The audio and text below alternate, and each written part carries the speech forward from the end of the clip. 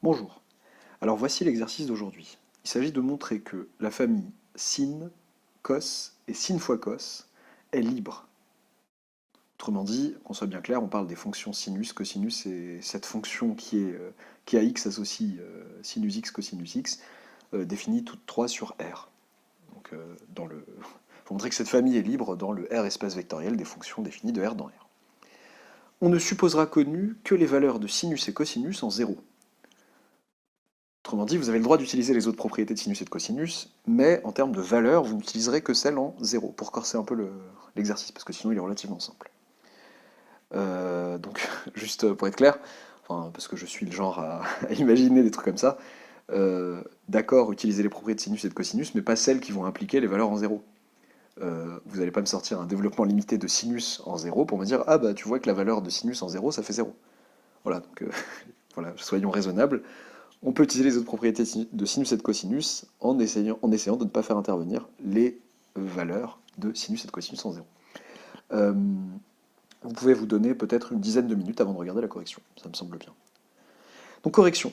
Donc voilà, sans la condition, voilà, sans ce prérequis, enfin plutôt cette imposition, ce que nous impose l'énoncé, ça aurait été assez simple en fait. On aurait calculé, on aurait posé comme d'habitude lambda 1, donc c'est ça en fait. On va le faire de toute façon en fait, quoi qu'il arrive.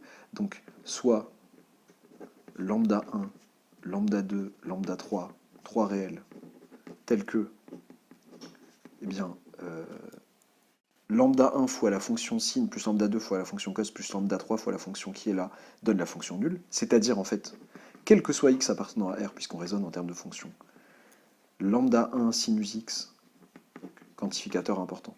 Si je veux passer des fonctions à les images de chaque réel sont nulles. Plus lambda 2 cosinus x, plus lambda 3 sinus x cosinus x est égal à 0. Hop. Ok. Et bien le but c'est de montrer comme d'habitude que lambda 1, lambda 2 et lambda 3 sont nuls. Ok. Je ne peux utiliser que les valeurs de sinus et de cosinus en 0. Donc déjà, je peux utiliser les valeurs de sinus et de cosinus en 0. Donc on va évaluer ça en 0. En particulier, on n'aura que lambda 1 fois sinus de 0, donc lambda 1 fois 0, plus lambda 2 fois cosinus de 0 qui fait 1, plus lambda 3 fois du coup 0 à cause de lui, et bien ça nous fait 0. Donc j'ai déjà que lambda 2 égale 0. Donc ce que j'ai à ce stade, c'est que quel que soit x appartenant à R, lambda 1 sinus x plus lambda 3 sinus x cosinus x est égal à 0. Ok. Qu'est-ce que je peux faire avec ce machin?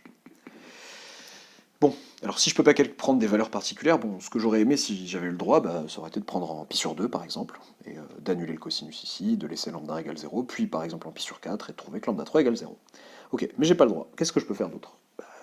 Quelle autre propriété je connais? Bon déjà, ça peut être sympa de remarquer que c'est sinus, sinus cosinus, sinus x cosinus x, c'est 1 demi de sinus de 2x. C'est-à-dire en fait que j'ai lambda 1 sinus x plus lambda 3 sur 2 sinus de 2x égale 0 pour tout réel x. Qu'est-ce que je peux faire avec ça? Eh ben, je peux par exemple dériver. Je sais que c'est dérivable tout ça.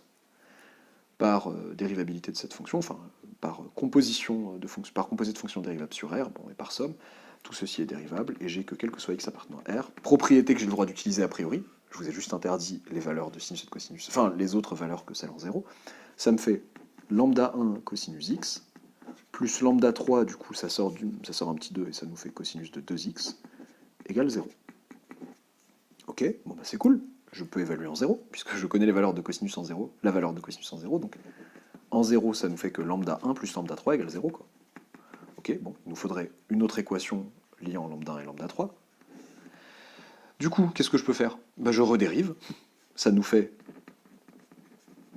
moins lambda 1 sin x, pardon, moins 2 lambda 3 sinus de 2x égale 0. Bon, le problème, c'est que si j'évalue ça en 0, ça fait 0 égale 0. Génial, on est bien avancé. Par contre, si je redérive encore, justement, l'idée c'était de dériver 2 fois pour faire réapparaître du cos, ça nous fait moins lambda 1 cosinus x, moins 4 lambda 3 cosinus de 2x est égal à 0. Et je peux maintenant évaluer en 0, ça nous fait moins lambda 1, moins 4 lambda 3 égale 0. Et avec ces deux lignes, donc ça, équivaut à dire, c'est-à-dire en fait que lambda 3 égale moins lambda 1, C'est-à-dire en fait que du coup, moins lambda 1 plus 4 lambda 1 égale 0, d'où lambda 1 égale 0, puisque j'ai 3 lambda 1 qui fait 0, lambda 1 égale lambda 3 égale 0. Enfin, eh bien, je rappelle que c'est aussi lambda 2 que j'avais trouvé dès le début, et donc en fait, on peut en conclure que la famille en question est bien libre.